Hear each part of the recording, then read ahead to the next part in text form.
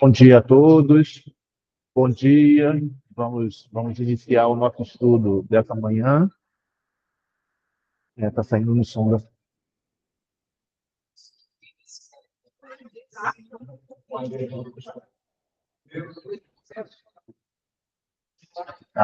Tá. Eu ouvi agora, quando eu falei mais alto. Tá. Então, você está ouvindo. Então, bom dia a todos. Estamos começando o nosso estudo da série psicológica, né? Com esse livro, Jesus e Atualidade, a mensagem de Jesus e Atualidade, continuando, né, o nosso... Então, para a gente começar, vamos fazer a leitura da página do livro Vida Feliz, da Joana de Ângeles, e ela nos diz o seguinte: concede ao teu próximo os mesmos direitos e favores que esperas dele receber. O egoísmo é doença que envenena a alma. O amigo ao teu lado anela pelos espaços para viver, conforme ocorre contigo. Lembra-te de não lhe interditar a oportunidade. O que te está reservado, aprende a repartir. Então,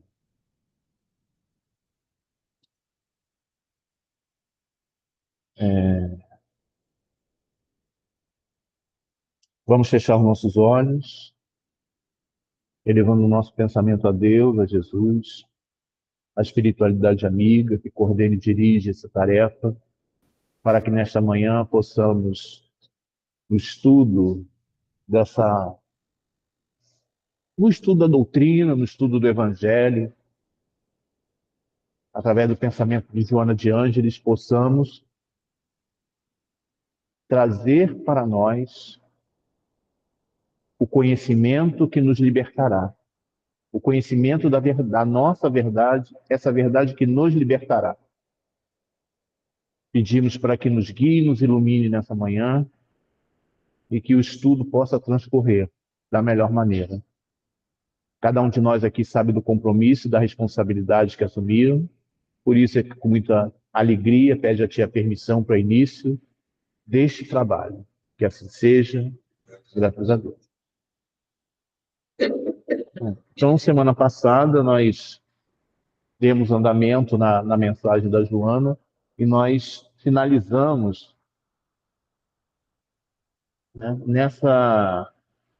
nesse trecho, né, nesse parágrafo, onde ela vai nos dizer assim: sem utilizar-se de expressões e conceitos interpolados, falava uma linguagem de simples apreensão pela massa ignorante e pelas mentes elitizadas que o buscavam.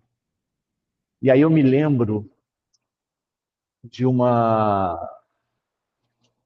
Eu estava assistindo uma palestra, né? Aí era uma pesquisadora que ela não estava conseguindo viver com os conflitos dela, então ela falou que entrou em um processo de crise, e aí foi procurar um terapeuta. E aí quando ela coloca, fala das suas dificuldades, então, assim, o que você acha? Aí a terapeuta fala assim: isso não é bom nem mal. Aí ela: droga, isso vai ser uma droga. Então, assim, o que são esses conceitos interpolados, né? Jesus não buscava subterfúgios, né? Ele não fazia um caminho mais longo para nos explicar ou para colocar, para pontuar alguma coisa. Ele não usava palavras rebuscadas, porque ele sabia que aquele povo não tinha o entendimento necessário naquela época. Ele não adiantava, por exemplo, ah, não adiantava falar de reencarnação, não adiantava falar de conceitos que estavam além do conhecimento daquele povo, né? E não, aí você pode dizer assim: ah, mas a Joana se utiliza de palavras difíceis, né? Coloca o texto, mas a diferença é que nós temos condição de chegar naquele nível. Nós temos à nossa volta um material que nos permite entender o que ela está dizendo. Aquele povo não tinha. Aquele povo não tinha estudo, não tinha compreensão, não tinha nada. Então, o que que Jesus faz? Se utiliza de linguagem simples, né? Como Jonas diz, de simples apreensão, né? E essa linguagem simples que ele se utilizava, tanto aqueles mais simples quanto os que tinham conhecimento conseguiam entender, né? Então, todo mundo sabia o que era um pastor de ovelhas. Então, ele se utilizava da expressão do pastor de ovelhas. Todo mundo sabia o que era um banquete. Então, ele pegava a imagem do banquete, né? E aí eu dei o exemplo, eu comentei, até passei para vocês o texto do Evangelho de Lucas, no capítulo 15, né? Os teólogos, aqueles que estudam, né, o Evangelho, eles vão definir o capítulo 15 de Lucas como o Evangelho dentro do Evangelho.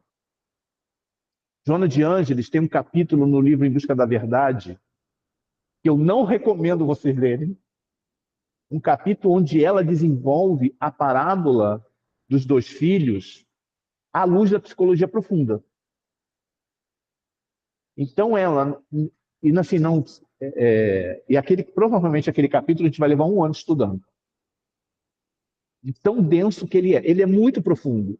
Ela vai esmiuçando cada detalhezinho, e aí todo o conteúdo psicológico. Se vocês quiserem se aventurar, fiquem à vontade. Mas já aviso de antemão que ele é muito, muito, muito profundo. Tá? Vai. Do nosso estudo? Vai. É isso que eu estou falando. Nós vamos levar um ano estudando ele. Mas, né? Então, o que é o capítulo 15 de Lucas? O que é o capítulo 15? Jesus está reunido com várias pessoas e tinha um grupo de fariseus que estava lá, falando com qualquer um. Né? E esse incômodo dos judeus, dos fariseus, tinha uma razão. Porque todo aquele que tinha o nome Rabi, o mestre, né? Ele era alguém que se relacionava com um grupo de elite. Ele não se relacionava com o povão. Ele não se relacionava com pecadores. E Jesus, ele vai na contramão dessa ideia do Rabi quando ele fala com todo mundo. Então é isso que incomodava os fariseus. E aí Jesus, vendo que os fariseus se incomodavam, ele começa a contar, e ele começa a contar primeiro a parábola da ovelha perdida, né? Então, não vou repetir a parábola, todo mundo conhece a parábola, que era a ovelha que se perde, o pastor vai e recupera e volta feliz porque recuperou a ovelha que ele tinha perdido, né? A segunda parábola é a parábola da moeda perdida, né? Que a mulher diligente vai buscando, vai limpando a casa e encontra aquela moeda perdida. E a terceira parábola é a parábola do filho pródigo, ou a parábola dos dois filhos, tem vários nomes. Vamos atentar, olha a riqueza de detalhes. Se vocês analisarem, as três parábolas são iguais. As três parábolas são, com uma diferença. Porque a parábola do filho pródigo, ela foi contada para os fariseus. Tá? A primeira parábola foi para os homens, a segunda para as mulheres e a terceira para os fariseus. Né? E as parábolas eram iguais até aquela parte onde o filho mais velho chega em casa e pergunta o que está acontecendo. Se nós parássemos um pouquinho antes, as três eram iguais. Era algo que se perde e é recuperado. Tá? Jesus conta a parábola do filho pródigo para os fariseus. Por quê? Porque ele entende que o filho mais velho é o fariseu, que não aceita que aquele que se corrompeu retorne para o reino de Deus, que é o Pai, é a representação de Deus, é a representação dele. Né? Então ele não se conforma com isso. E era o que acontecia com os fariseus. Eles não se conformavam num galileu ser um mestre, ser um rabi. Eles não se conformavam dos pobres e miseráveis terem acesso a um Deus sem passar por eles. Então, essa era a questão, né? Mas olha, aí a gente vai mergulhar um pouquinho mais fundo. Quando a gente fala da ovelha perdida, a ovelha sabe que está perdida, né? Então, a ovelha está num ambiente, ela está num ambiente inóspito, não sabe o que está acontecendo, então ela sente medo. Então, ela tem a sensação de estar perdida. A moeda não sabe que está perdida. A moeda não tem essa noção de que está perdida. Então, a primeira parábola representa o filho pródigo, a segunda parábola representa o filho mais velho. E na terceira parábola, fala da alegria do pai em reunir os filhos que estavam perdidos. Percebe que não é simples estudar o evangelho? Isso a gente vai encontrar esse desenvolvimento em todo texto, em todo evangelho vai ser assim. A gente faz uma ideia de uma parábola, a gente faz ideia de um contexto que a gente acha assim, puxa, muito simplória essa mensagem. Mas aí a gente vai mergulhando e a gente vai aprofundando. E é por isso que dizem que a parábola dos três filhos é a parábola. O capítulo 15 é o evangelho dentro do evangelho, porque ali está toda a síntese. Por isso que as pessoas, quando lê as parábolas, elas separam, elas não conseguem uni-las.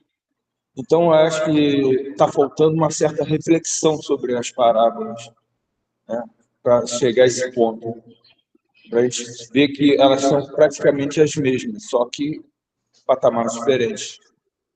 Mas como é que você consegue essa compreensão? Essa compreensão é com o tempo, né? Onde que eu coloquei isso? O estudo. Eu acho que eu comentei isso aqui no início. Como é que o hebreu estuda a Torá? Ele tem uma metodologia que ele vai chamar de pardes. Pardes é uma palavra em hebraico que significa pomar.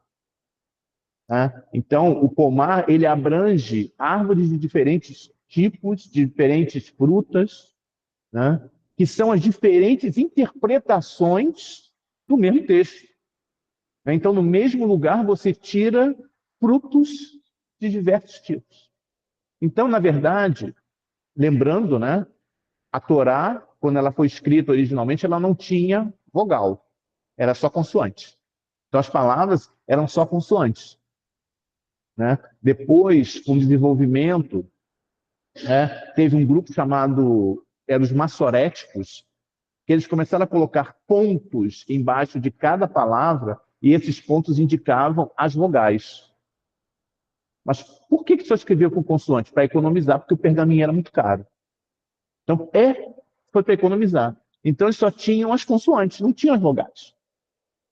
Então, se você pegar essa palavra pardes, você vai pegar as quatro consoantes, e essas quatro elas vão identificar um tipo de abordagem que eu vou fazer no texto literário. Então, o primeiro, o P de fechar, eu vou tentar lembrar de todos, tá? Porque já tem tempo que eu vi isso aí. O fechar é o sentido literal do texto. Então, eu me lembro do Haroldo comentando, quando ele fala que estudou com o seu Honório Abreu, ele pegava e falava assim, Moisés foi colocado num cesto que foi untado com betume. Aí ele falava assim, o que é betume? Vamos pegar o dicionário. Isso é o estudo literal. Então, é pegar o texto, olhar e fazer a compreensão literal dele. O segundo nível é a identificação, é o remes. O remes, ele é a associação das palavras. Né? Então, o que aquela palavra significa? O que aquele conjunto de palavras quer dizer?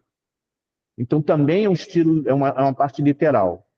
O terceiro, que é o derash, é a associação do texto com outra passagem que valide aquilo que está sendo colocado ali.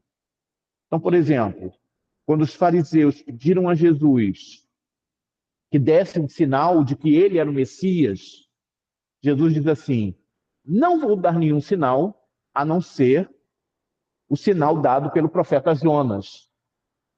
E aí você vai perguntar assim: qual é o sinal dado pelo profeta Jonas? Está no Antigo Testamento. Então ele faz um link daquele texto, né, daquela instrução que ele está dando, com outro texto que vai validar esse processo. Alguém sabe qual é o sinal do profeta Jonas?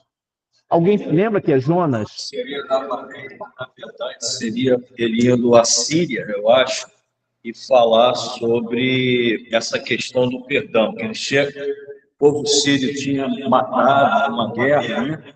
E aí ele ia andar para falar com o rei da Síria o seguinte: olha, Deus falou para você parar com isso, porque ele vai destruir todo mundo aqui. Mas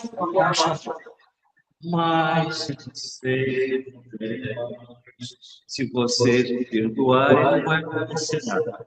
Eu vejo essa situação um pouco. Deixa eu... É quase isso. Jonas foi chamado por Deus para ir à Síria falar.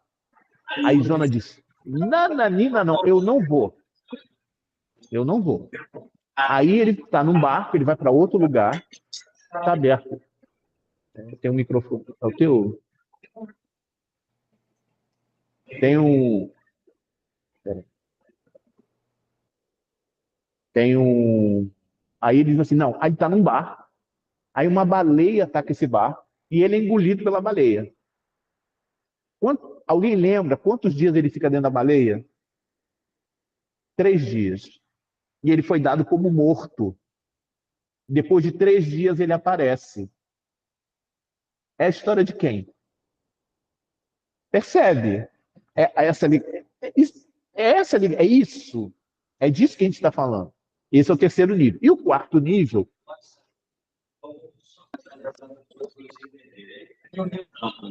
Que ele fala aquilo com o rei da Síria e volta, não aconteceu nada. E ele não está entendendo essa questão de amar as pessoas, né? E aí ele vai dormir debaixo de uma árvore. E as formigas que estão ali acabam depenando a árvore, né?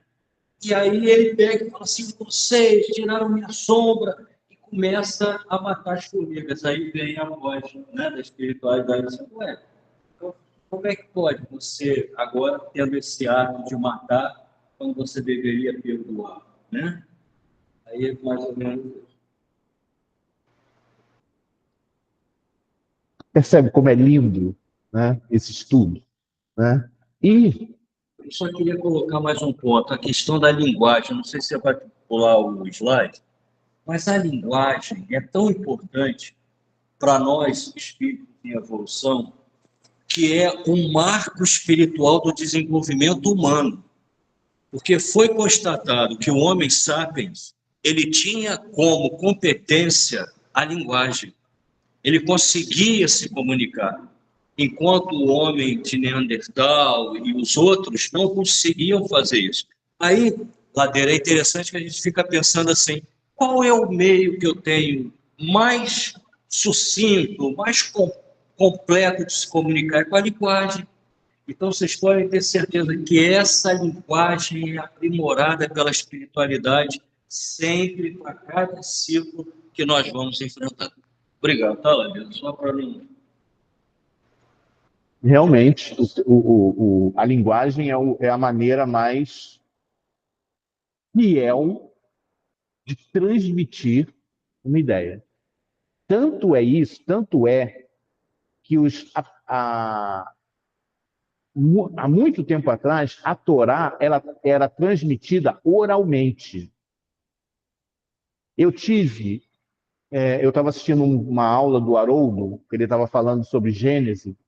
Então ele reproduziu numa das aulas um CD gravado por um rabino, onde ele recitava a Torá. Aquilo é musical, o Cântico de Davi, né? Então, assim, se a gente A gente não entende nada. Eu acho que as únicas palavras que eu consegui entender do texto era Bereshit, que é Gênesis em hebraico, e Elohim, que é Deus. Deuses, deuses, né? Aí não vamos entrar nessa seara aqui. Mas você percebe a musicalidade daquele texto, né? Então a Torá era toda oral. O que aconteceu? Quando Jerusalém foi destruída, a primeira destruição de Jerusalém, os sacerdotes, né, os religiosos, ficaram com medo daquilo se perder, então eles passaram a escrever. Só que quando você passa para o papel, você tira a emoção. Por que Jesus não escreveu nada? Exatamente por isso. Porque tinha esse contexto, né? Então, de novo, a questão das palavras simples que ele se utilizava.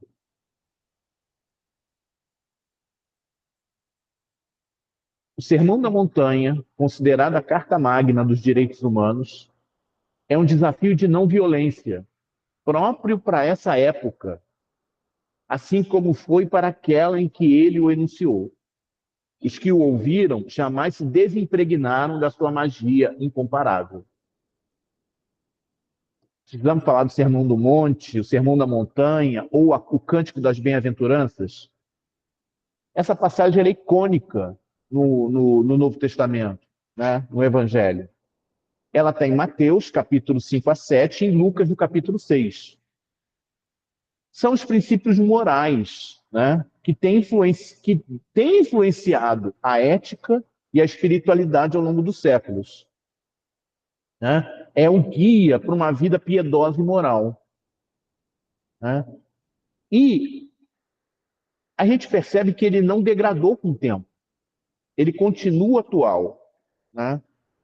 É um guia para enfrentar desafios éticos e morais nos dias de hoje.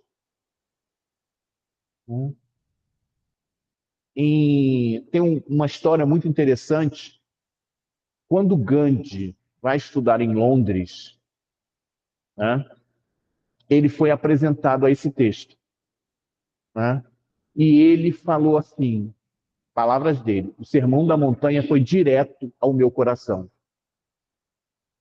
No Ocidente, essa mensagem fundamental sofreu de várias deformações. Muito do que é considerado como cristianismo é uma negação ao Sermão da Montanha.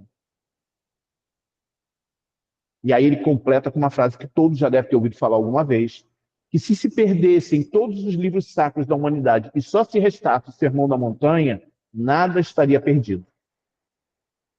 Tal a riqueza. E não foi à toa que Kardec dedicou um capítulo do Evangelho segundo o Espiritismo para cada uma das bem-aventuranças.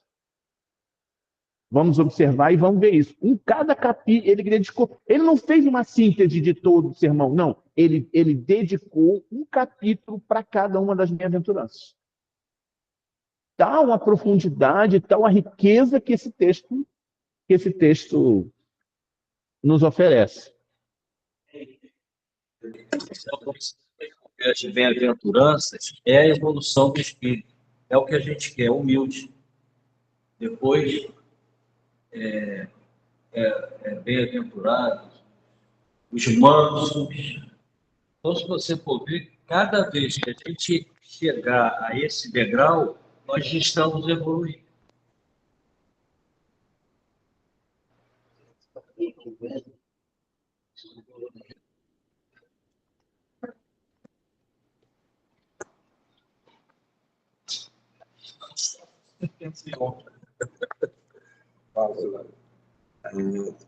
Mohandas Mahatma Gandhi, ele estudou direito em Londres.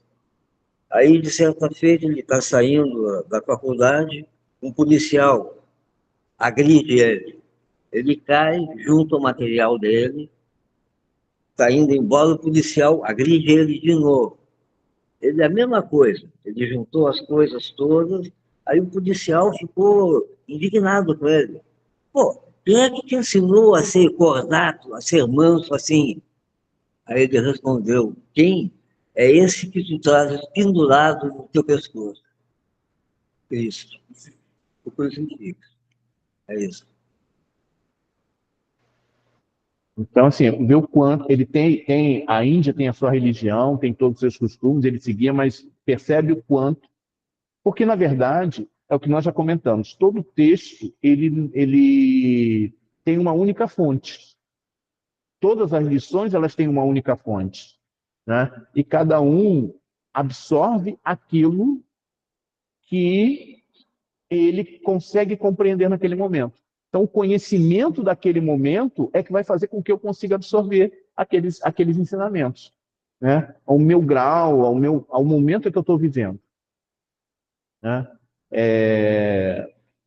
Eu estou fazendo um curso, né, de psicologia profunda, né? Da psicologia de Jung. E aí, uma das últimas aulas, foi colocada uma história que está num dos livros hindus, né? E aí, quando eu vejo o desenvolvimento da história, eu falo assim, meu Deus do céu, isso é a nossa psique. É a nossa mente, é o mecanismo que a nossa mente se utiliza e está colocado ali no livro, que é uma história mítica. Então, como o Marcelo colocou, a questão das bem-aventuranças. A bem-aventurança é um progresso que a gente vai fazendo. É um desenvolvimento intelecto, moral, ético para a gente. Né? É esse nosso desenvolvimento. Né? A cada momento, a cada situação, nós vamos passar por isso. Porque a gente vai ver que tem a bem-aventurança, estão ligados à questão material. Né? Muita gente não entende quando Jesus fala assim, bem-aventurados os mansos pacíficos, porque eles herdarão a terra. Assim, nosso mundo não é espiritual, né? É o primeiro pensamento, o verdadeiro mundo. Por que os mansos e os pacíficos herdarão a terra? Porque é do progresso. Né? Aqueles que não se adequarem à lei, eles vão para outros orbes. Quem é que vai ficar aqui no mundo de regeneração? Aqueles que se adequarem mais à mansidão e à passividade. E à pacificidade. Diferente de passividade. Não estou querendo dizer a pacificidade, o ser pacífico. Né? E aí vai se desenvolvendo cada vez mais. Né?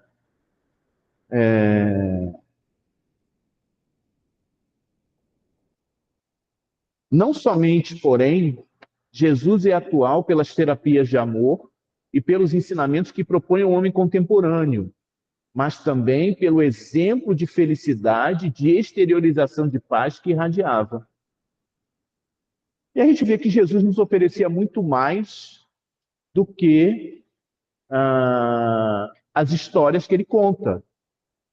Ele vai falar dos exemplos e das suas ações. Não sei se vocês já perceberam, a maioria das imagens que se tem de Jesus sério, né? De um Jesus que não sorri, né? Jesus com aquela, desculpe falar isso, mas aquela expressão de paisagem, cara de paisagem, marrento, né? Uma expressão que não condiz com o texto que ele coloca, né? Parece alguém que está ali só para dar bronca. E aí, vamos fazer uma reflexão. Por que a gente quer chegar à perfeição? Para que a gente não sofra mais e para que a gente possa ser feliz. Né? Então, ser feliz é ser carrancudo, que Jesus já atingiu esse ponto. Né? Jesus já está ali no... Jesus como fala quando ele é modelo e guia, é o nosso modelo e guia para chegar àquele lugar ali. Né? Ele herdou a terra, porque ele falou, eu venci o mundo. O mundo material. Então ele herda a terra e diz para a gente, vem comigo.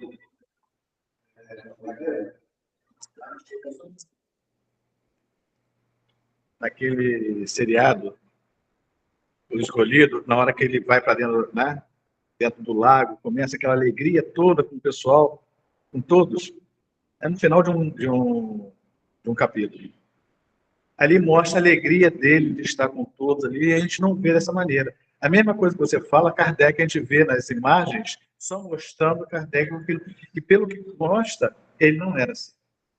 Mas eles mostram uma pessoa bem... E é um momento que, se você vê no filme, é um momento de alegria de todos, né? Da limpeza, né, moral, né? Naquele momento. quem tiver oportunidade, lê aquele livro Luz Imperecível, do Onofre.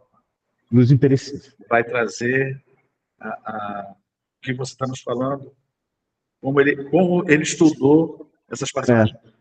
Né,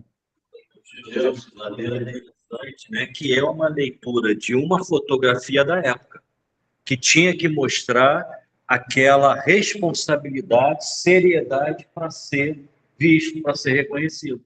Hoje, talvez, Jesus aparecesse sorrindo, porque é melhor sorrir do que ficar mostrando uma atitude, como o Ladeira falou, de castigo.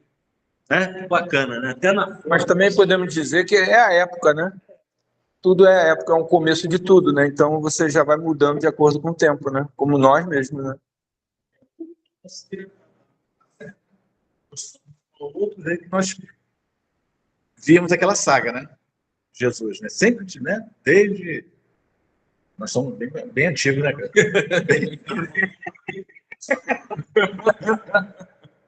Mas a gente vê aquela saga de Jesus, e nessa série está nos mostrando uma outra face. Aquilo, como você está falando, atual. Não fugindo, né, ao texto. Mas a ideia foi essa mesmo, né? Não fugindo ao texto, mas mudando um pouco pela atualidade. Né? Mas a gente percebe, né, com isso tudo, e eu fico feliz de vocês terem esse pensamento, mas tem muita gente que se escandaliza. Se escandaliza com essa visão de Jesus que é mostrado no seriado, por exemplo. Né? Por quê? Por que se escandaliza? Será que a ideia de um Jesus jovial, que brinca, que pula dentro do lago, que sorri, né? Que faz aquelas... Ele faz umas brincadeiras, né? Ele faz um negócio... Ele fere algum princípio dogmático? Porque a pessoa não continuou lendo o que Jesus diz a todos nós: viveis em abundância. Mas isso está muito ligado isso. Infelizmente, essa revolta que acontece está muito mais ligada a conteúdos psicológicos do próprio indivíduo do que efetivamente do que a realidade. Né? Então, se alguém vive dentro de uma igreja, né, aí vê aquele templo suntuoso, aquela coisa toda, então aquilo já inspira toda essa seriedade, acho que além do normal. Fala, Francisco.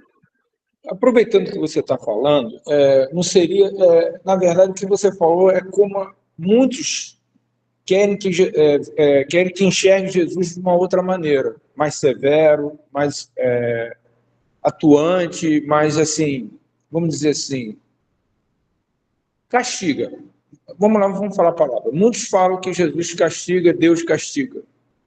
E ele não sabe a diferença entre Jesus e Deus nessas horas, né? Mas eu acho que a visão sua é essa, porque a ideia do filme, acredito, é mostrar realmente o que é Deus e o que é Jesus de uma forma bem diferente, mais suave, né? E aí, Ladeiro, o evangelho está vindo na minha consciência aqui, né? Tem gente que aproveita da religião essa questão da dor. E tem gente como nós, espiritistas, que aproveitamos a doutrina como renovação, como uma reação. E aí eu coloco uma passagem de Jesus, quando ele está subindo para Jerusalém, que os apóstolos passam por ele e vê um cachorro morto. E aí os apóstolos falam: nossa, mas que fedor, que coisa horrível. Jesus, quando volta, diz o quê? Depois da pregação, o que Jesus fala? Mas que dentes bonitos que ele tem. É isso. Eu estava vendo esse texto ontem, anteontem. Jung vai explicar que o self, né, que é o centro, é engraçado, é algo que a gente não vai conseguir compreender agora, mas Jung diz que o self é o centro e o todo da psique. Então ele ao mesmo tempo é o centro e o todo. E aí depois a gente vai entender muito esse contexto, né? E ele vai dizer que o self é o arquétipo de Deus. né? Então, ele é a representação de Deus dentro de nós. Então, ele vai criar. Então, alguns autores, e até o próprio Jung, vai chamar esse self de imago Dei, que é uma expressão em latim que significa imagem de Deus. Mas ele fala uma coisa interessante. Cada um cria Deus da sua maneira. Cada um cria Deus. Então, a representação de Deus em cada um de nós é completamente diferente.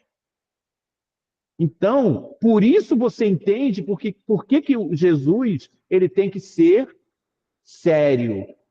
Jesus tem que ser fechado, porque a própria personalidade da pessoa é fechada.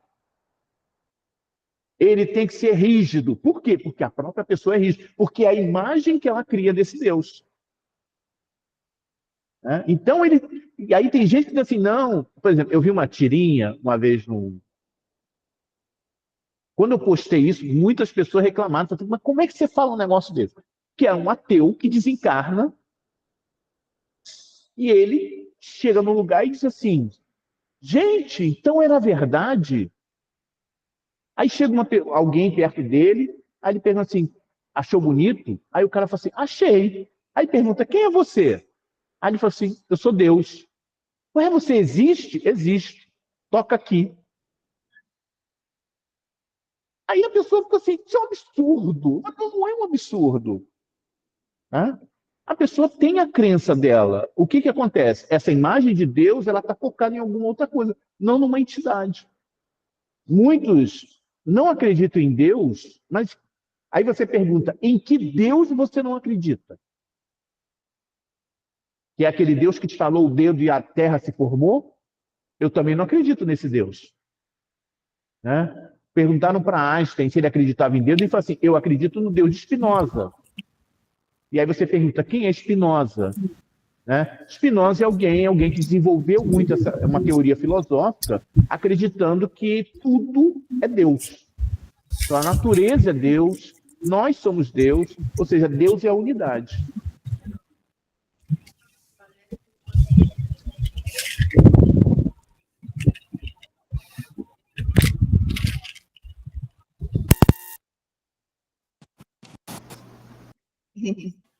A Valéria colocou aqui, concordo com o Francisco. Nessa versão de Jesus Alegre, acho que ele se aproxima muito mais de nós. E a Rose quer falar. Pode falar, Rose. Fala, Rose.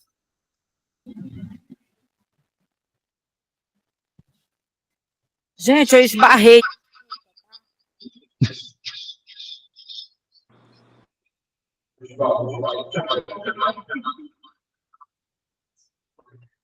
Então, vamos lá, continuando aqui. Então, voltando a esse contexto, então, assim, é a imagem que cada um cria. Deus é a imagem que cada um cria dentro de si. Então, se eu tenho uma visão de um Deus violento, é porque eu tenho a consciência da violência. Então, por isso que cada um cria da sua forma. Cada um vai criar esse Deus, vai elaborar esse Deus dentro de uma determinada maneira.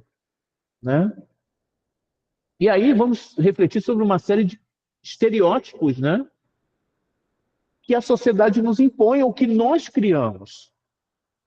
Tem um videozinho do canal Amigos da Luz, onde ele está assim sabe aquele lugar de nosso lar que é um gramadão, todo mundo sentado?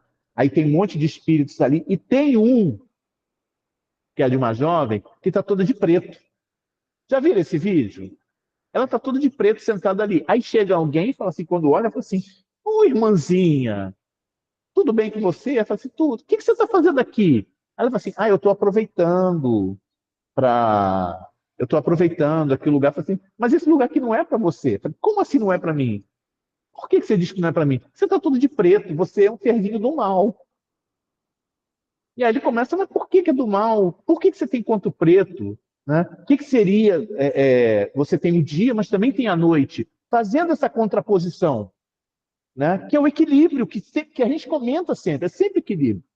Aí ela está lá tentando debater, o espírito, que está de preto, com toda tranquilidade, respondendo, não sei o quê. Aí daqui a pouco chega uma pessoa e fala, você vai para a palestra da mentora? Aí a pessoa assim, vou, mas eu tô convencendo esse espírito do mal aqui para ir embora. Quando ela olhou assim, Aí cutuca, ela é a mentora. Né? Então a gente cria um estereótipo. Né? Jung vai dizer que no inconsciente não existe bem e mal. Quem faz a distinção de bem e mal é o consciente.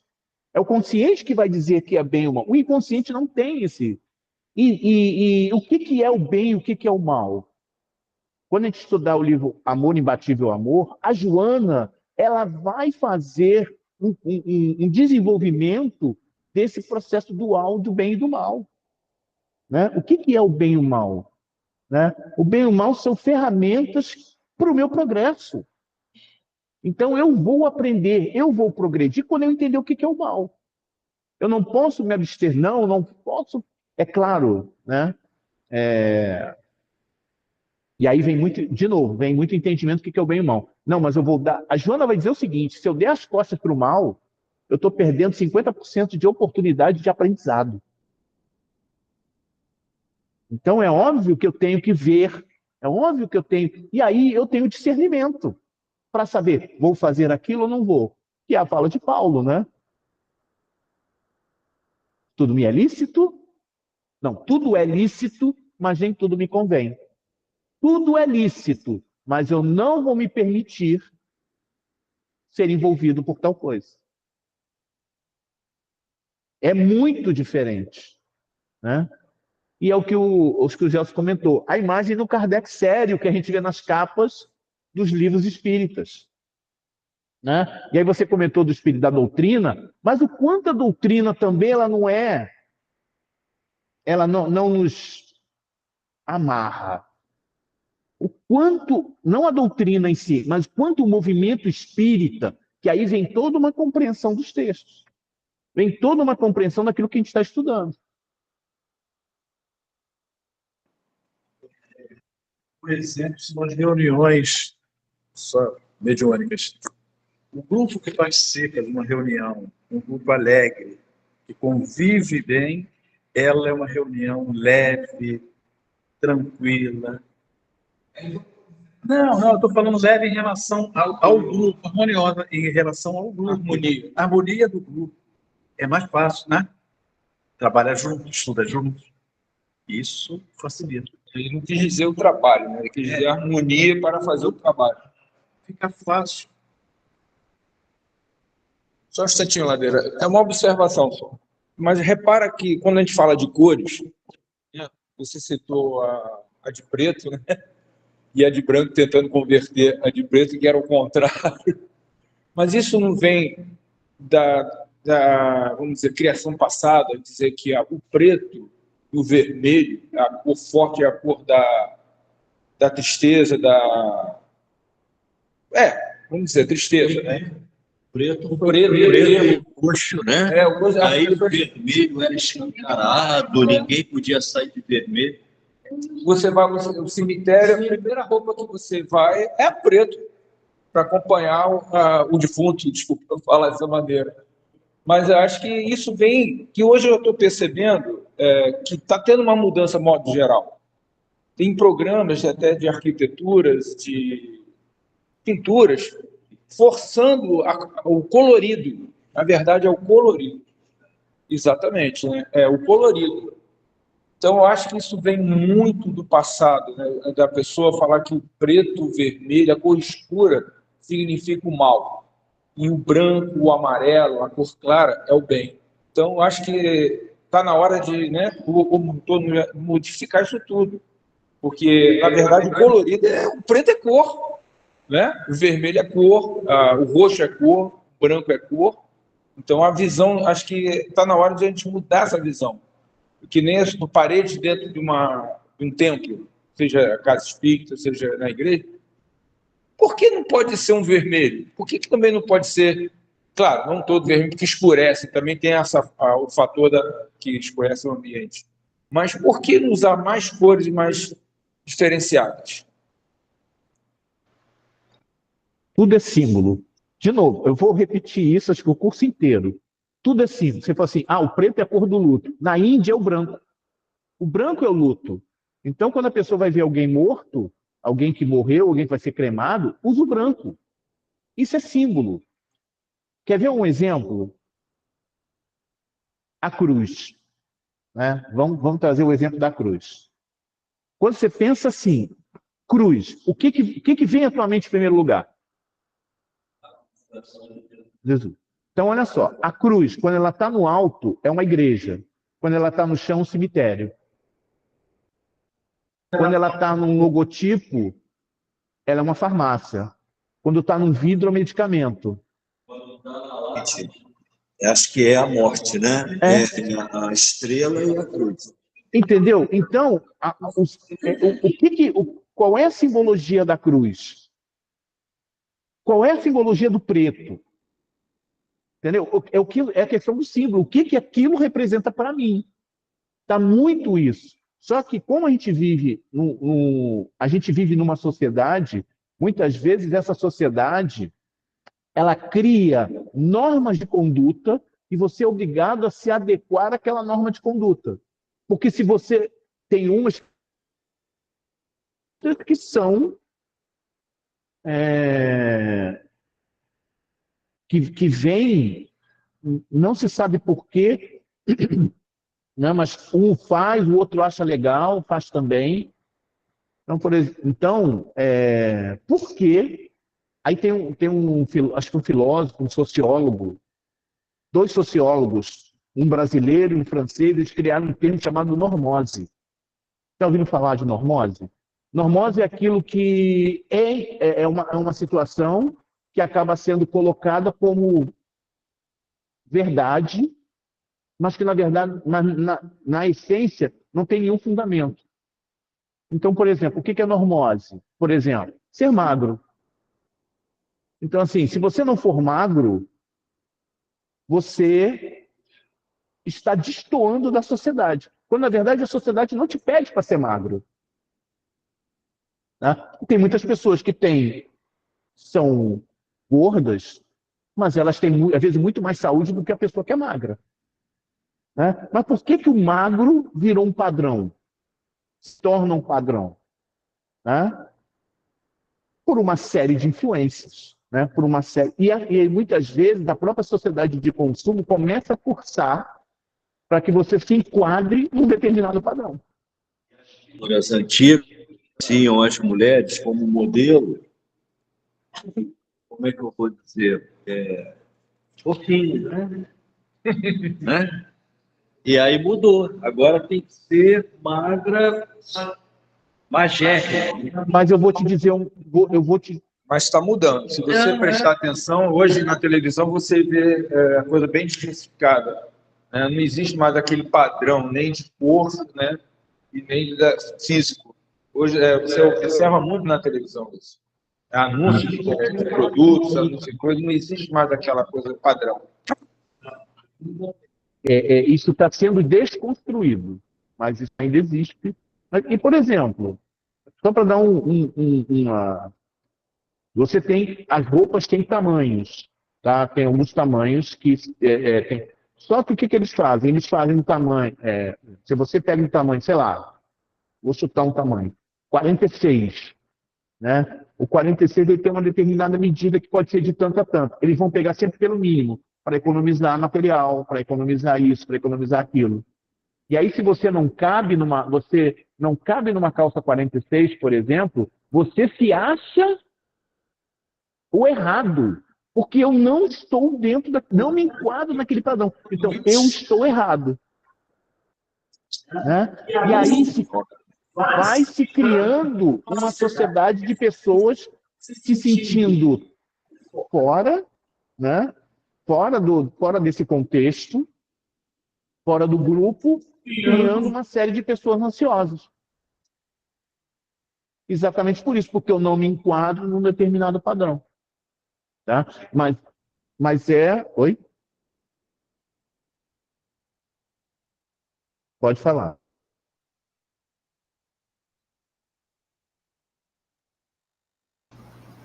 Gerson, pode falar.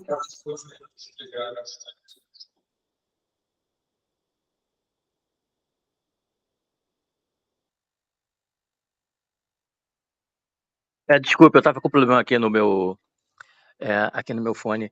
É o seguinte, voltando ao assunto das cores, que eu achei extremamente interessante, e me suscitou algumas dúvidas, apesar de eu não ser dessa área, mas na física, nós sabemos que as cores emitem comprimento de ondas, e esses comprimentos de ondas também exercem uma certa influência sobre o ambiente e as pessoas que ali estão. Também não sou adepto das coisas, sabe, preto e branco, em religiões, nada disso. Não é, o assunto não é esse, meu ponto de vista não é esse. Meu ponto de vista é na parte científica da doutrina espírita. Então, como as cores emitem comprimentos de ondas, ela também, a publicidade utiliza muito as cores, né, para criar excitação, para criar apatia. Então, toda essa manipulação desses instrumentos, né, principalmente pela publicidade, elas exercem influência na massa, né? Nós vemos nas guerras as cores que são utilizadas, nós vemos nos restaurantes, né, o vermelho e o amarelo também são utilizados, porque de alguma forma provocam a emoção de fome, de desejo de comer. Então, isso também não seria diferente nas religiões, apesar de que, como você disse, Ladeira, o símbolo também influencia muito, mas o símbolo, de repente, não tem o mesmo ponto científico que as cores que são as emissões de ondas, né? Mas o símbolo tem a parte emocional. Então, acho que tudo isso é uma mistura que vem sendo utilizada, né, ao longo do tempo. Eu não sei se eles tinham esse conhecimento na época, né, na antiguidade, mas de alguma forma vem sendo utilizado para criar justamente esse conteúdo emocional dentro das instituições. A música também é utilizada como ferramenta de criar emoções. Então, as pessoas entram em êxtase, entram em convulsões, que a gente vê em alguns momentos, também em alguns vídeos. Eu acho que tudo isso foi utilizado ao longo do tempo e está sendo utilizado hoje também. Mas eu concordo com o rapaz que falou anteriormente sobre a quebra de paradigma, entendeu? Como nós podemos trabalhar isso, porque acho que se a gente se distanciar um pouco desses paradigmas e compreender coisas novas, soluções novas para problemas antigos. Eu gostaria que vocês comentassem um pouco sobre isso, sobre a parte científica, né, da doutrina espírita também abrange. Obrigado a todos.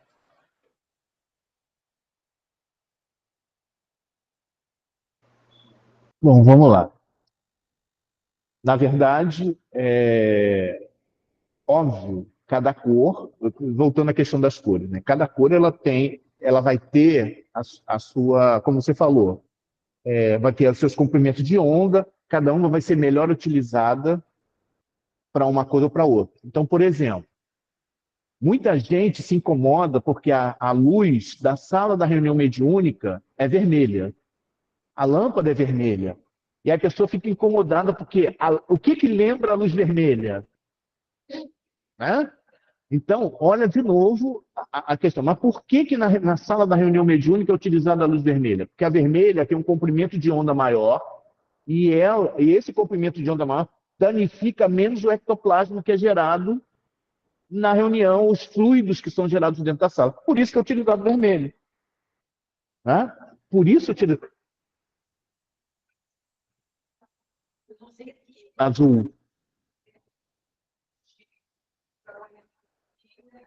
Azul. Porque o azul tem uma outra propriedade, né? Vai ter uma outra finalidade, acaba sendo uma outra finalidade.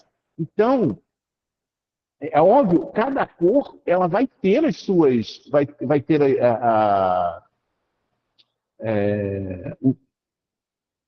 faltou a palavra, vai ter a sua função, né?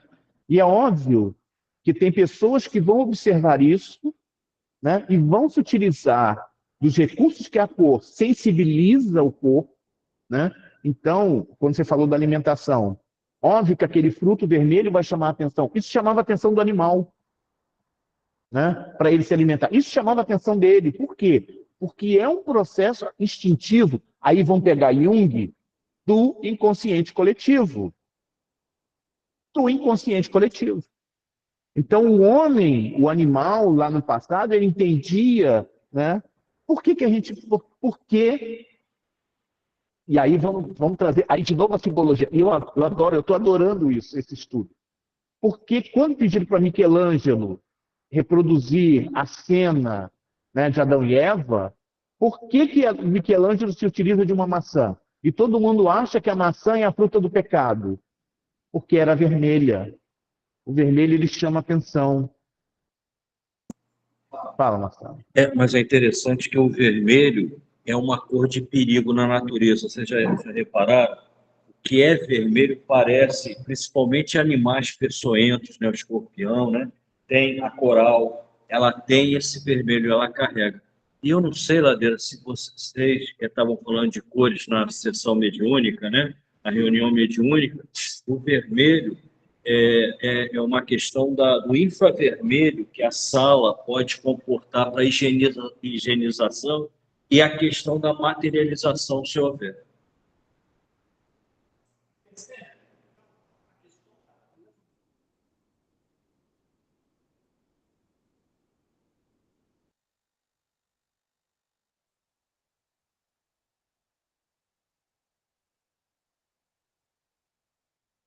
Ladeira, tá fechado o teu áudio. Desculpa. Né? Então, o Marcelo estava comentando a cor. Então, o que a gente percebe? Né? A gente percebe que nós nos utilizamos da cor, e a cor acaba sendo o instrumento, muitas vezes, para as nossas ações diárias. E é bom que seja assim. É bom que seja dessa forma. Né? Infelizmente, muitos usam de forma equivocada isso. E o homem instituiu a cor nas bandeiras de sinalização, nos grupos escoteiros, na marinha, e que cada bandeira tem um significado com as cores. Quando você vai mergulhar, por exemplo, tem aquela cor vermelha, dizendo que você está ali no mergulho, né? É isso, é simbologia que a gente vem trazendo. O vermelho passa a ser a atenção, né? Agora, o vermelho pode ter, Matheus, olha só como a gente viaja aqui na tua aula, viaja no bem, né? Você vê, quando você tem João no Apocalipse, a cor que ele vai mais usar são imagens de vermelho, de explosão, de alguma coisa na natureza, né? Então, você já carrega esse vermelho, ó, por muitos e muitos tempos. Então, voltando, né? Voltando ao texto, né?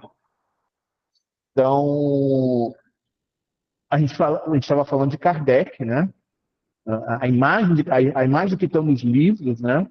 E a gente estava comentando até que a própria doutrina, a própria doutrina não. Oi. Um minutinho só.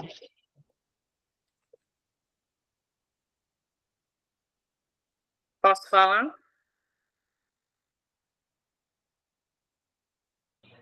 Pode falar. Vocês estão falando de cor, a gente não pode esquecer também da cor da aura, né? A aura ela tem várias cores, a gente só imagina a cor branca, né? Mas sabemos que tem azul, laranja, violeta, né? Eu acho que isso também o espiritismo vem, não só na sua parte científica, falar das cores, né? Da aura. Azul, amarela, laranja, né? E a gente fica apegada só na cor branca, né? Prata, né? É a cor do arco-íris, né, Fabi? Isso, a cor do arco-íris.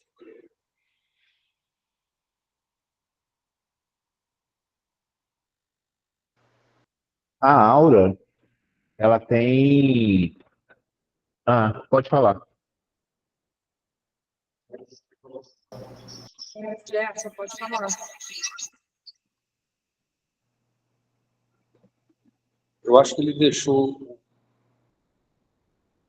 Acho que ele deixou a mãozinha marcada só.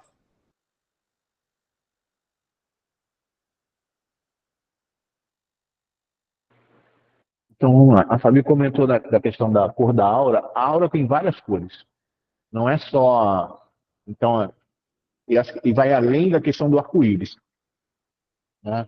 A gente imagina que são 7 cores. Na verdade, não são 7 cores. São infinitas cores e você vai encontrando aquelas nuances entre um e outro. Né? Então, a gente sempre fala da infinidade, né? E é uma palavra também do latim, que é o continuum. Né? Ou seja, é tudo ligado, é tudo contínuo. Não tem nada que se interrompe. É sempre uma transição de uma coisa para outra. Continua, Joana. enquanto as ambições desregradas conduzem as inteligências ao paroxismo, à convulsão e à alucinação da posse, da fama, da glória, das disputas cegas, ele, Jesus, ressurge na consciência moderna em plenitude, jovial e amigo, afortunado pela humanidade e a segurança íntima. Poderíamos ficar muito tempo falando sobre essa frase, né?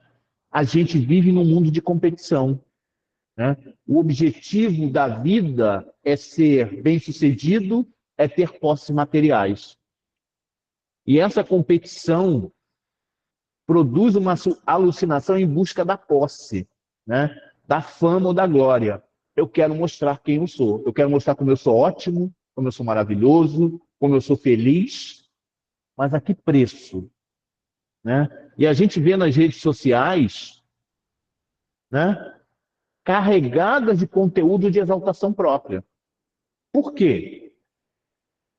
Porque as pessoas estão buscando uma aprovação da sociedade porque elas não têm essa aprovação em si mesmas.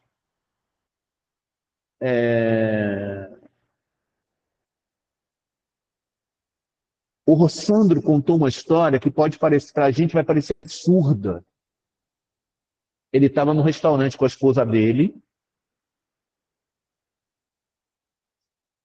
e aí tinha um grupo comemorando, batendo, e eles estavam consumindo uma champanhe muito cara.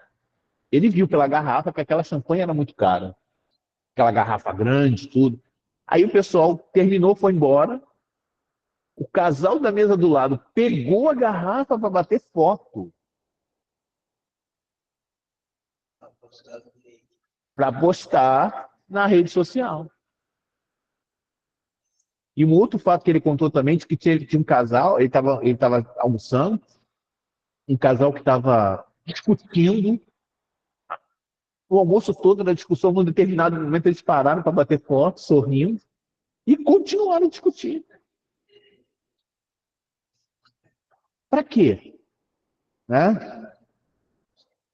E é isso que Joana fala no texto, né? Dessa ambição desregrada. Essa ambição desregrada é a essência do egoísmo. É a preocupação com o seu próprio bem-estar, que vai causar na alma uma grande e violenta dor. Né? E quando essa dor se tornar insuportável, o homem vai buscar todos os meios de aliviá-la. E por último, geralmente é por último, ele vai se entregar à religião, à espiritualidade, a essa busca a Jesus. Né? A gente vai fazendo, vai buscando, vai fazendo tudo isso, vai buscando solução em tudo que é canto, e por último, bate aonde? Bate na casa espírita, né? Bate nas igrejas evangélicas, bate no centro de Umbanda, porque já não aguenta mais. E se nós observarmos o modelo que a espiritualidade se utiliza, né, para esse despertar, ele deixa por nossa própria conta. Isso é bom e é ruim, né? Porque depende de mim. Né? Então sou eu que tenho que despertar. Né? Só que o que a gente faz? A gente está de um lado, né? A gente está na pindaíba de um lado. Aí a gente diz assim, chega! Eu não quero mais. Eu vou mudar. E aí o que faz? Vai exatamente para o outro lado. Vai continuar sofrendo do mesmo jeito. Porque o caminho não é o oposto, não é o extremo. Nem o geográfico. Jung vai dizer sempre, ele vai repetir sempre isso. É outra coisa que eu vou repetir aqui, é o equilíbrio. Né? Quando ele fala do yin e yang, né, daquele símbolo, né, do Tao, né, que tem uma parte branca, uma parte preta, é o equilíbrio. Eu tenho o branco e o preto, de novo ao símbolo. Né? Eu tenho os opostos.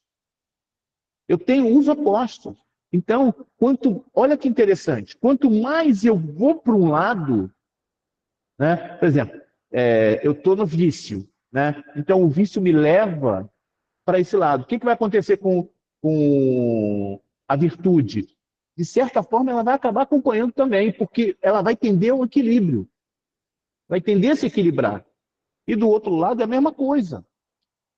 Então, por exemplo, quando você tem, ou desculpe, ela vai em sentido contrário para equilibrar.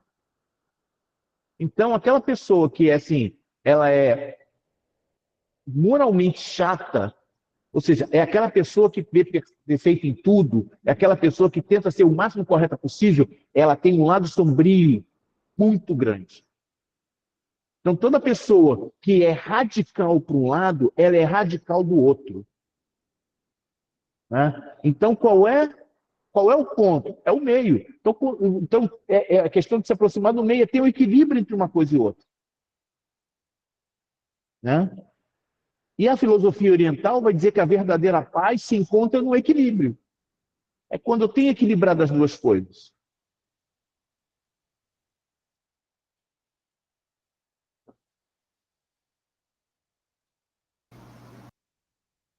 A Renata comentou, hoje em dia existe uma necessidade vazia no ser humano de parecer, uma vez que no vazio da sua visão interior ele não consegue ser. Peraí, repete para mim, por favor.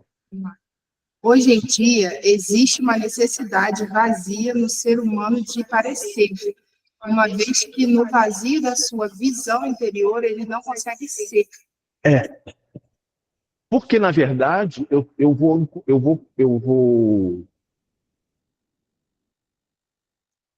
São as buscas.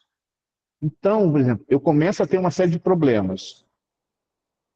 Então, eu vou buscar alguma coisa para aplacar essa dor que eu estou sentindo. Então, vamos lá. Se eu for em busca do álcool, eu vou começar a beber, e aí vou pegar pela bebida, eu podia usar qualquer outro tipo de coisa, mas vou usar bebida. Porque os meus problemas eles estão no consciente. Tá? Então, tudo bate no consciente. Aí eu tomo uma cerveja. Aí quando eu tomo essa cerveja, o que acontece? Todo esse meu processo de sensor, ele relaxa. Então eu vou me sentir bem. Né? Quando os problemas apertam novamente, eu vou tomar aquela mesma cerveja para ter esse alívio. Mas o que acontece? O nosso corpo começa a criar resistência. Quando ele cria resistência, uma cerveja não é suficiente. Aí eu tomo duas. Tomo três, tomo uma caixa. Aí não adianta, aí eu vou para vodka. Aí tomo uma dose, duas doses, tomo uma garrafa, duas garrafas. Aí eu vou para... Aí só vai piorando. É um processo. Né? Nessa situação de bebida, você abriu no início um pouco mais. Mas aí começa a atividade, você chegar. O que acontece? Eu não consigo ter a mesma satisfação que eu tinha no início. Então, o aumento da dose é para que eu mantenha aquela satisfação que eu senti na primeira dose, que não existe mais. Só que aí o corpo entra num processo de se habituar. Então, eu falei da bebida, vamos falar das drogas, vamos falar da... Mas por que a pessoa vai? Porque a bebida vai chegar e vai dizer assim, tá tudo bem, eu estou te acolhendo. Vem cá, eu estou te amando. É isso. Tem uma experiência. E é isso que eu estou falando. Esse abraço não é só o seu abraço. Porque no momento, é isso que eu estou... No momento que você começa a entrar nessa vibe, essa situação da bebida, você começa as aproximações. E aí ele começa a te conduzir. E aí você fica... Tem aquela série sozinho, que a gente vai... Uma sériezinha que tem no YouTube, sozinho, onde fala sobre bebida. Esse início, lá tem o início e depois como é que ele fica.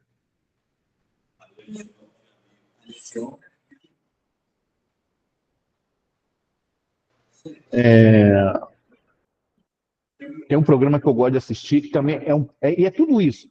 Sempre, eu atendi eu tenho uma história de uma pessoa que chegou e estava com problema de obesidade. né? E aí queria ajuda psicológica para entender o problema da obesidade. E aí vamos começar a conversar, não sei o quê. Quando começa a conversar, o que aconteceu? O pai saiu de casa, né? E deixou, e a criança sentiu a falta do pai. E aí o pai disse assim, perto do aniversário, que ia dar uma bicicleta, que era o sonho daquela criança. E aí, não, me encontra lá na loja que a gente vai. Aí foi a mãe e a filha para a loja, ficaram lá horas esperando. Aí a criança entra naquela frustração, e a mãe fala assim, não fica triste, minha filha, eu vou te dar um chocolate. Pronto. Então, toda vez que... E a pessoa comentou isso. Toda vez que começa a entrar naquele processo de ansiedade, liga para o fast food, aí são 2, 3 hambúrgueres completos, e aí sente a saciedade daquela dor que estava sentindo.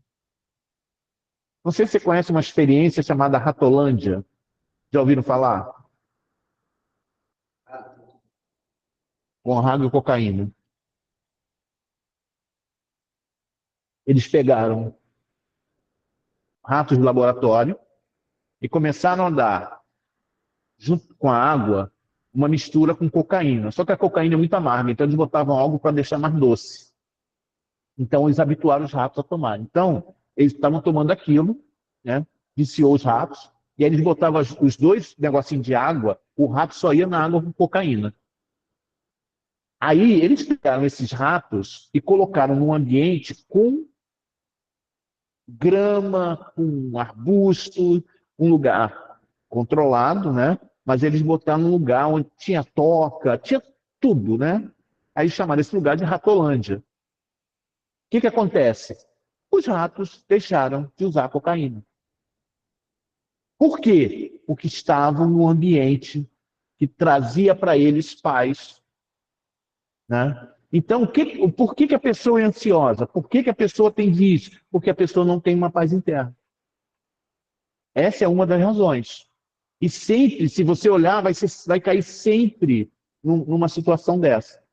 Então, a nossa sociedade hoje, ela é pautada no ter. Então, se eu não tenho um telefone de última geração, eu vou usar uma expressão horrível, mas eu sou um infeliz, eu sou um desgraçado, eu sou alguém que não vale nada, né? Quando eu consigo estar em paz comigo mesmo, não me importa se meu celular tenha 15 anos de idade, não me importa se meu carro seja um carro velho, não importa se a minha roupa seja uma roupa de marca. Eu estou bem comigo mesmo. Então, nada disso me afeta. Então, eu não vou fazer cirurgia plástica, eu não vou viajar, eu não vou postar minhas viagens. Eu vou viajar, porque é ótimo viajar. Mas eu não vou ficar na rede social de hora em hora postando. Eu não vou para show, filmar show. Eu vou assistir aquilo, eu vou viver aquilo. Eu estou em paz comigo mesmo.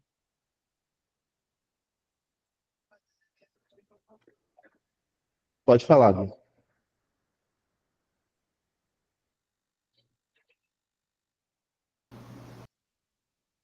Pode falar, Beatriz.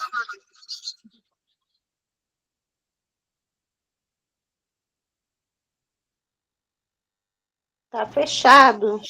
Bia, Abre o áudio.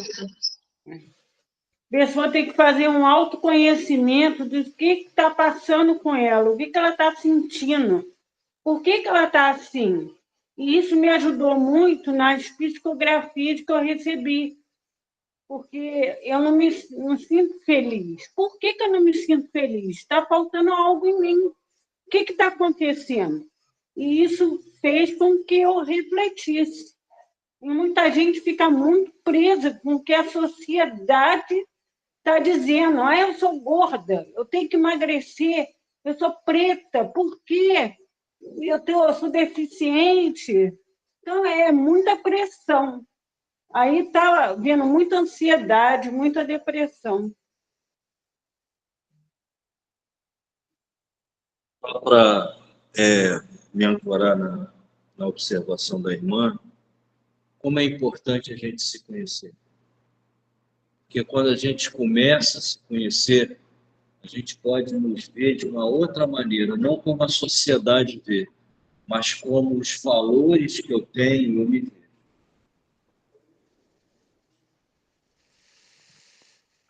Posso até sair como Agostinho Carrara e não vai importar o que as pessoas vão falar. Porque eu estou me sentindo bem.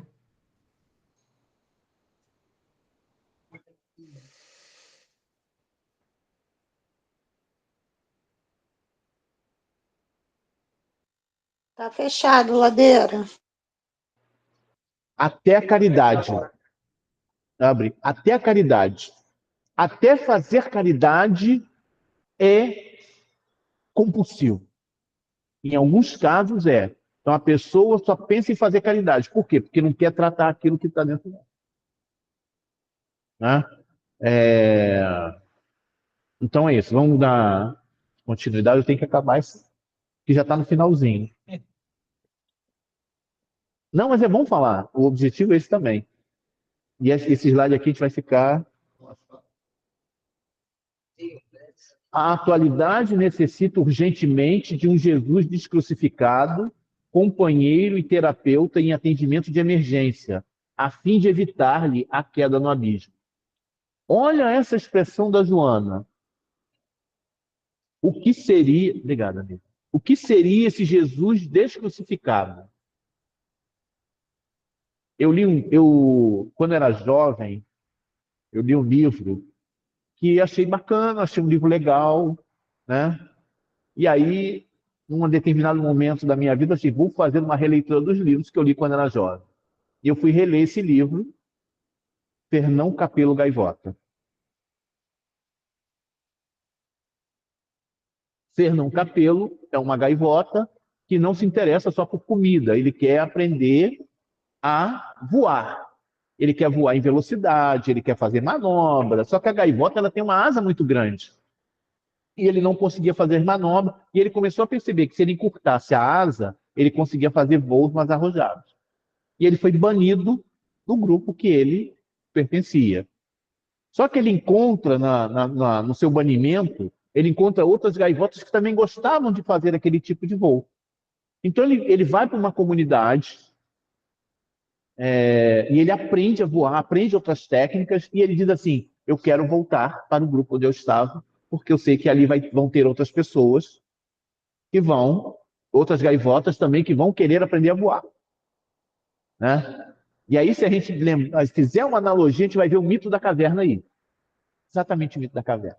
Aí ele volta, né? Arregimenta alguns estudantes, né? E aí ele treina, e tem um deles que é o mais dedicado. Né?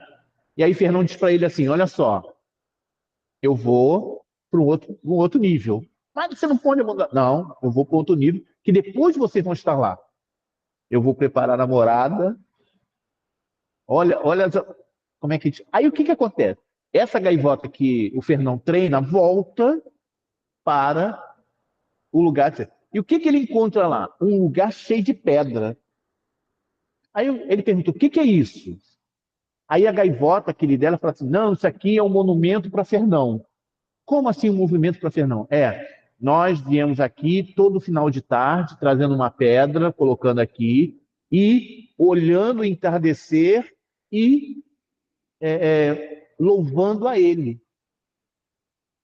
Aí essa gaivota pergunta assim, mas e as técnicas que ele ensinou? Não, isso não importa. O que importa é adorar esse monte de pedra. Percebemos, e quando eu li isso novamente, que eu não tinha me lembrado dessa parte, eu entrei num choque. Porque é exatamente isso que a gente faz com o Evangelho.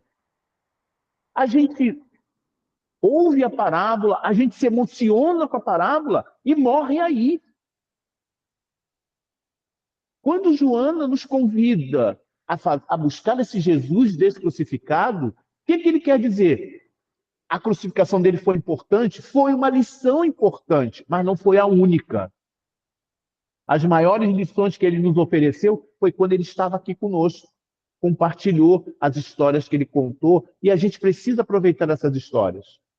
Enquanto a gente ficar olhando aquela cruz, né? Ficar focado somente naquela cruz, nós não vamos, aquela cruz não vai nos salvar.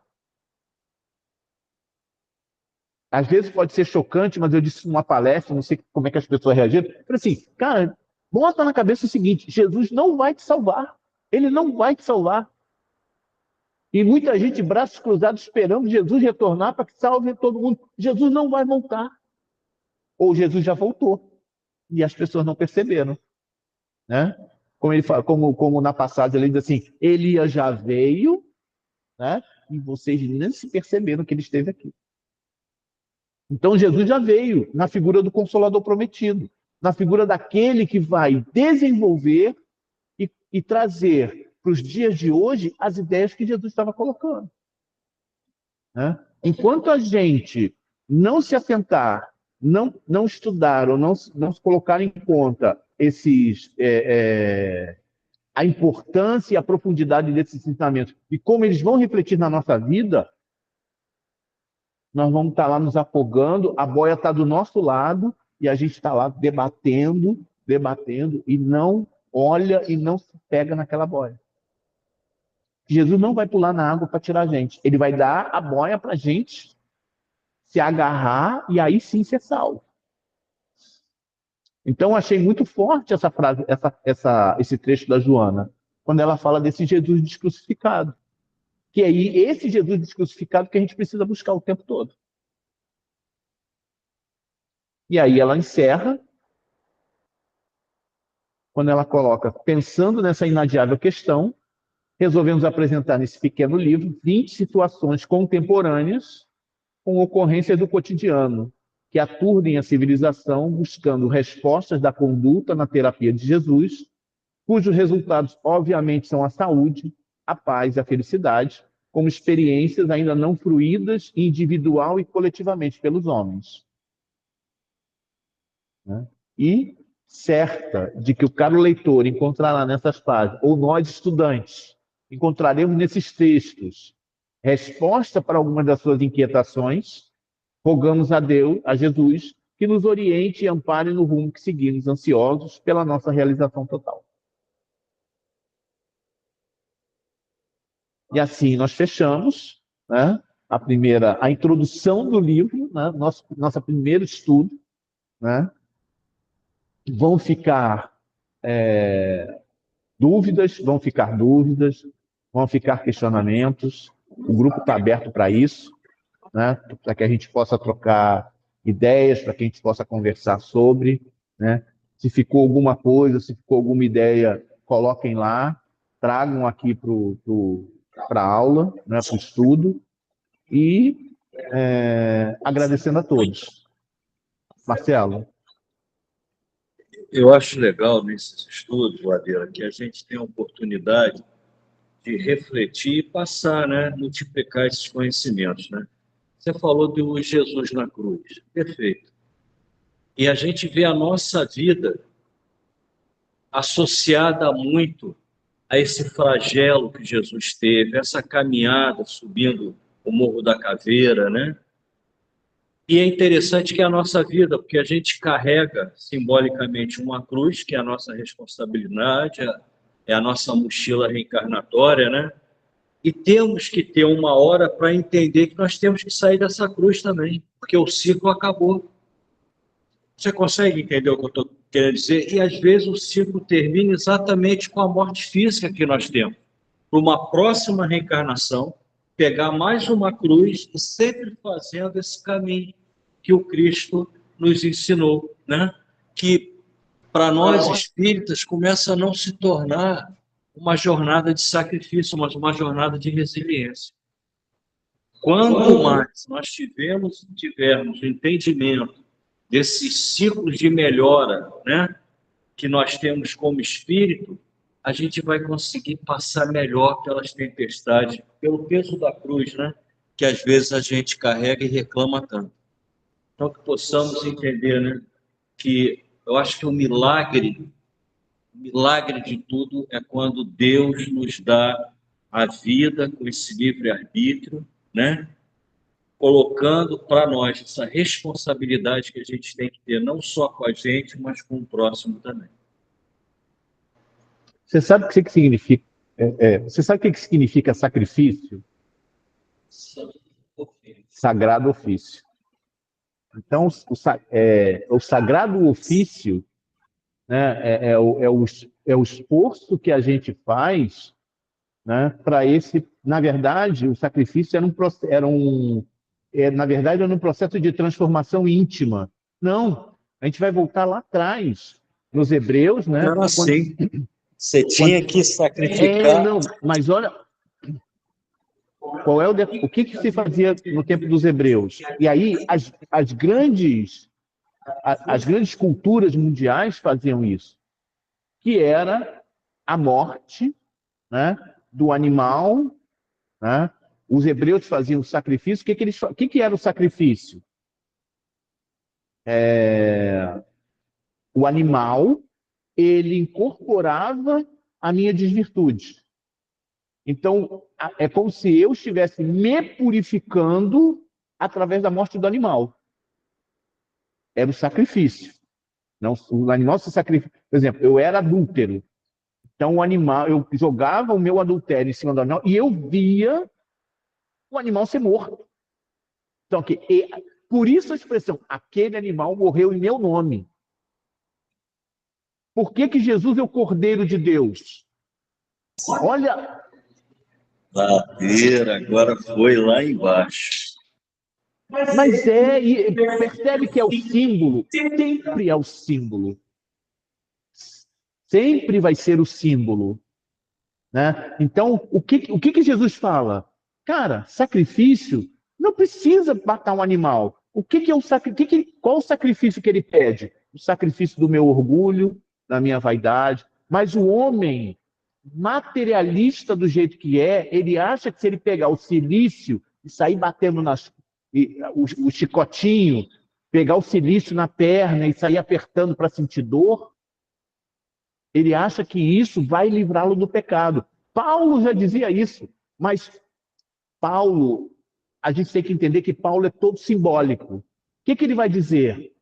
Eu tenho um espinho fincado por Satanás na minha pele. E o que esse espinho lembra? Que eu não sou perfeito, que eu tenho imperfeições. Então eu não posso me vangloriar do que eu sou, porque eu sou imperfeito. E a gente interpreta de forma material, porque nós somos seres materiais. E, de repente, o sacrifício, Ladeira, passa do animal para o homem. Quer dizer, eles começam a colocar, talvez entendendo que o animal não representasse mais a mim, mas um semelhante, com todos os caráteres de virtudes, as virgens, né? Ele pudesse me representar nesse teu raciocínio. É tudo símbolo. De novo, é tudo símbolo. Tudo símbolo. Gente, obrigado. Então a gente vai. Está sempre entre nós. Então, vamos fazer a nossa prece. Então, vamos rogar a Deus, a Jesus, rogar agradecer pela oportunidade de estarmos aqui nesta manhã, estudando todo esse conteúdo do Evangelho, da doutrina espírita, da psicologia, e que essas ferramentas nos ajudem na nossa evolução, no nosso processo de crescimento, nesse olhar mais apurado para dentro de nós mesmos. E as duas frases que simbolizam esse desenvolvimento, uma dita por Jesus: conhecerás a verdade vos libertará. E a outra dita pelos espíritos superiores, fazendo referência a uma frase muito antiga que está num dos templos na Grécia: conhece-te a ti mesmo. E esse conhecimento de nós mesmos é a grande verdade que vai nos libertar dessas amarras dos sentimentos inferiores, nos caminhando para a perfeição. Nos guie, nos amparem no nosso caminho de volta aos nossos lares e que nos permita estar aqui no início do próximo mês, continuando esses estudos para nosso crescimento. Graças a Deus. Então, um bom dia, até mais, até a todos, um excelente final de semana para todos.